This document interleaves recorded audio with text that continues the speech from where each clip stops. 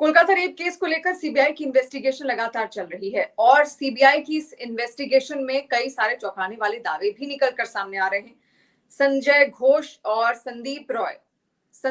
संजय रॉय दोनों से पूछताछ यहां पर हो रही है। संजय रॉय जो कि मुख्य आरोपी है, जिस पर रेप का ये पूरा आरोप है, उसका पॉलीग्राफ टेस्ट भी हो चुका है। पॉलीग्राफ टेस्ट से पहले उसका साइकोलॉजिकल टेस्ट भी हुआ था। और संदीप घोष कौन है ये भी आप समझिए। वो पूर्व प्रिंसिपल हैं आरजी कर मेडिकल कॉलेज के, उसी मेडिकल कॉलेज के जहां पर ये सब कुछ हुआ, जहां पर ये पूरा रेप कांड हुआ और इस रेप कांड को अंजाम दिया गया। जैसे ये रेप कांड होता है वो अपना इस्तीफा दे देते हैं, कहते हैं नैतिकता के आधार पर वो अपना इस्तीफा दे रहे हैं। और जैसे ही वो इस्तीफा देते हैं उनकी पोस्टिंग कहीं और कर दी जाती है। इसके बाद सवाल और खड़े हो जाते हैं कि आखिर उनकी पोस्टिंग तुरंत कहीं और कैसे कर दी गई, जबकि इतना बड़ा जो केस है वो उनके ही हॉस्पिटल में खुद हुआ।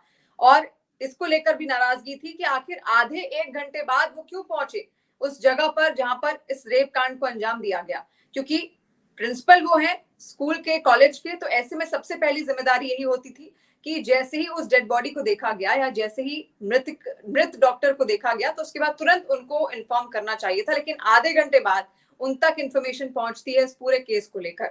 तो पुलिस लगातार तहकीकात कर रही है। हालांकि उनको भ्रष्टाचार के आरोप में सीबीआई ने फिलहाल गिरफ्तार कर लिया है।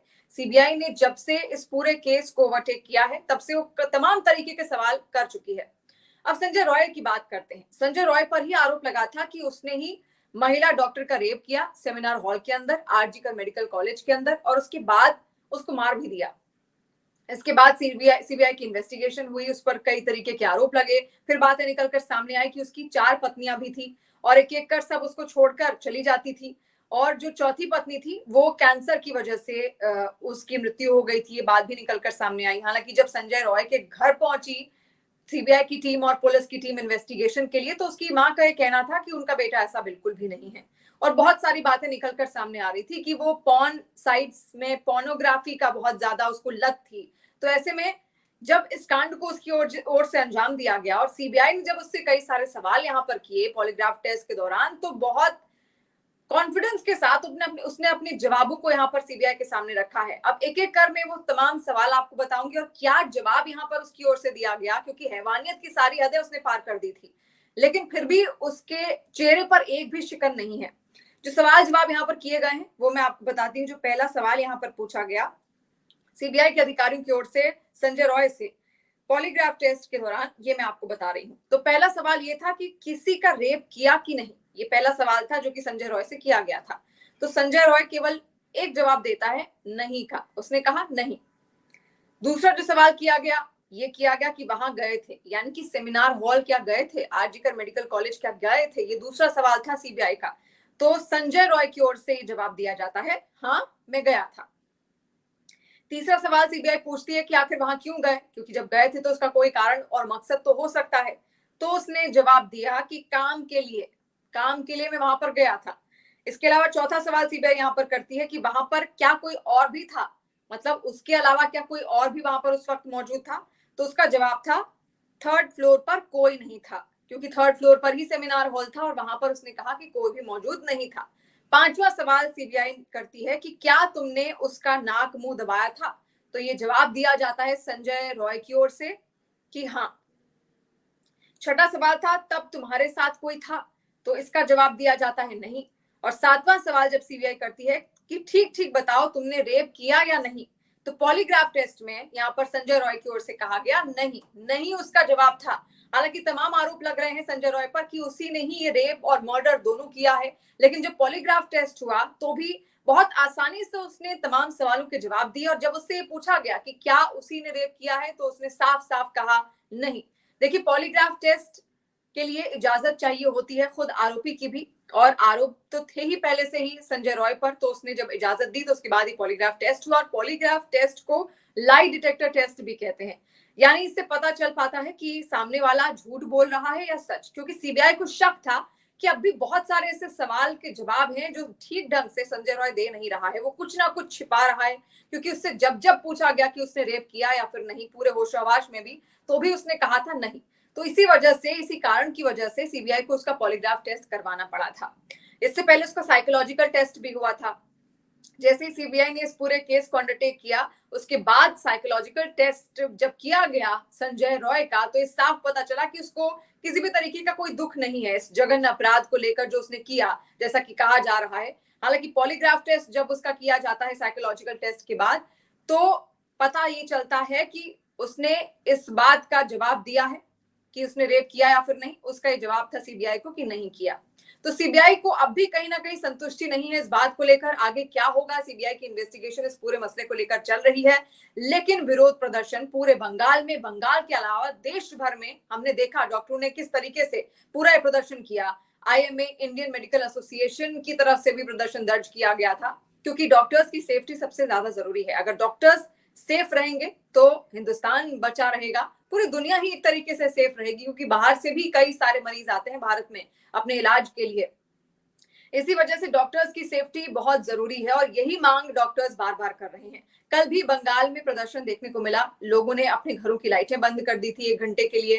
कैंडल मार्च सड़कों पर उतरकर उनकी ओर से निकाला गया था और न्याय की गुहार वो कर रहे थे, अपनी सुरक्षा की गुहार उनकी ओर से की जा रही थी और एक तरीके का ये विरोध प्रदर्शन था। और आपको ये भी बताते हैं कि सीवी आनंद बोस जो कि बंगाल के राज्यपाल हैं, उनकी ओर से भी रात 9 बजे उनके घर की बत्तियां बंद कर दी गई थी, जो कि रात 10 बजे तक बंद थी। और इसका कारण ये था कि जो विरोध हो रहा था उसका समर्थन वो भी कर रहे थे। तो रात 9 से 10 बजे के बीच में ये शांति प्रदर्शन देखने को मिला है। ये विरोध प्रदर्शन दर्ज किया गया है पूरे पश्चिम बंगाल में, जहां पर घरों की लाइटें लोगों ने बंद कर दी थी रात 9 से 10 बजे के बीच में। हर जगह आप देखेंगे केवल उन घरों में अंधेरा ही था और लोग सड़कों पर उतरे थे। कैंडल लेकर कैंडल मार्च उनकी ओर से निकाला गया और तमाम बातें उनकी ओर से, तमाम मांगे उनकी ओर से रखी गई कि उनको सुरक्षा प्रदान की जाए, डॉक्टर्स को सुरक्षा प्रदान की जाए और दोबारा इस तरीके के केसेस ना देखने को मिले, इतने जघन्य अपराध ना देखने को मिले, उसके लिए कोई सख्त कानून यहाँ पर लाया जाए, सख्ती बरती जाए और ज्यादा मजबूत किया जाए सुरक्षा व्यवस्था को, ये मांग की गई। तो देखिए, न्याय की गुहार यहाँ पर लगातार लगाई जा रही है उस बेटी के लिए जिसके साथ ये जघन्य अपराध हुआ है। और संजय रॉय, जैसा मैंने आपको बताया, सीबीआई की जो इन्वेस्टिगेशन है उसको किस तरीके से आसानी से उसने पार कर लिया, ये सबसे चौंकाने वाला दावा है। क्योंकि उसने खुद कहा पॉलीग्राफ टेस्ट के दौरान, जब एक तरीके से बेहोश होता है उस वक्त इंसान और जो उससे पूछा जाता है, कहा ही जाता है कि वो ऑलमोस्ट सच ही बोल रहा होता है। हालांकि अब सीबीआई क्या इस बात से संतुष्ट है या फिर कोई और तरीका ढूंढा जाएगा संजय रॉय से यहाँ पर पूछने के लिए, क्योंकि उसके चेहरे पर बिल्कुल भी शिकन नहीं थी इस पूरे मामले को लेकर। जब उससे कहा गया कि आपने इतना जघन्य अपराध किया, इसको लेकर किसी तरीके की प्रतिक्रिया आपकी, कोई दुख है, तो ऐसा कोई भी दुख उसको नहीं था इस जघन्य अपराध को अंजाम देने के बाद भी। तो लगातार इन्वेस्टिगेशन चल रही है, संजय रॉय से पूछताछ चल रही है। संदीप घोष जो कि आर्जिकर मेडिकल कॉलेज के पूर्व प्रिंसिपल थे, उनकी गिरफ्तारी यहाँ पर हो चुकी है और भी कई चेहरे निकलकर सामने आ सकते हैं आने वाले वक्त में, क्योंकि सीबीआई अब भी संतुष्ट नहीं है। जिस न्याय की मांग की जा रही है वो अब भी उस महिला डॉक्टर को मिली नहीं है। तो ऐसे में विरोध प्रदर्शन आने वाले वक्त में भी इसी तरीके से देखने को मिलेगा। सियासत भी जमकर हुई इसको लेकर, वो भी हमने देखा। बंगाल से एक अलग ही राजनीतिक तस्वीर देखने को मिल रही थी। तमाम पॉलिटिकल पार्टीज वहां पर पहुंच रही थी, अपनी अपनी मांगों को लेकर पहुंच रही थी। तो देखिए, ऐसे जितने भी मुद्दे होते हैं, सियासत तो इसमें हमेशा से हुई है, हर बार देखने को मिली है, लेकिन इस बीच कुछ अच्छे काम भी हुए। बंगाल सरकार में खुद एक बिल पास किया बंगाल विधानसभा में ममता बनर्जी की सरकार की ओर से, जिसमें इसको अपराजिता बिल का नाम भी दिया गया है और इसके तहत अब हर जिले में बंगाल के अपराजिता टास्क फोर्स गठित की जाएगी। यानी जितने भी इस तरीके के केसेस होंगे उनका निपटारा इसके थ्रू किया जाएगा। छेड़छाड़ के मामले और जितने भी स्टॉकिंग के मामले, जितने भी ऐसे मामले होंगे, उनसे उनकी इन्वेस्टिगेशन उनको देखेगी ये टास्क फोर्स। और इसके अलावा 21 दिन के अंदर, मात्र 21 दिन के अंदर अगर कोई भी ऐसा रेप केस निकलकर सामने आता है तो कोर्टों में उनका निपटारा तुरंत कर दिया जाएगा, उसको लेकर फैसला तुरंत आएगा। और तीसरी बड़ी बात ये कि अगर जो पीड़िता है, अगर जो पीड़ित है, वो अगर मृत पाया गया, उसकी मृत्यु हो जाती है या फिर अगर वो कोमा में चला गया, तो 10 दिनों के अंदर फांसी की सजा का भी प्रावधान इस बिल में दिया गया है। हालांकि ये कानून बनेगा जब राज्यपाल अपने दस्तखत दे देंगे, उसके बाद ये पूरा बिल कानून बन जाएगा। लेकिन फिलहाल इसको बंगाल विधानसभा से पास कर दिया गया है, तो अपने आप में बहुत बड़ी बात है